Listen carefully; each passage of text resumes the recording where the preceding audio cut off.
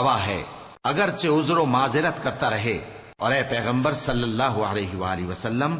وحی کے پڑھنے کے لیے اپنی زبان کو تیز تیز حرکت نہ دیا کرو کہ اس کو جلد سیکھ لو،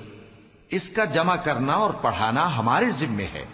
سو جب ہم اسے پڑھا کریں تو تم اس کو سنا کرو اور پھر اسی طرح پڑھا کرو، پھر اس کے معانی کا بیان بھی ہمارے ذمے ہے، مگر لوگو تم دنیا کو دوست رکھتے ہو اور آخرت کو چھوڑے دیتے ہو۔ اس روز بعض چہرے رونقدار ہوں گے، اپنے پروردگار کی طرف نظر کیے ہوئے ہوں گے، اور بہت سے چہرے اس دن اداس ہوں گے، خیال کریں گے کہ ان کے ساتھ کمر توڑ معاملہ کیا جائے گا۔ ہاں، جب جان گلے تک پہنچ جائے اور لوگ کہنے لگیں اس وقت کون جھاڑ پھونک کرنے والا ہے، اور اس جاں بلب نے سمجھا کہ اب جدائی کا وقت ہے اور پنڈلی سے پنڈلی لپٹ جائے، اس دن تجھ کو اپنے پروردگار کی طرف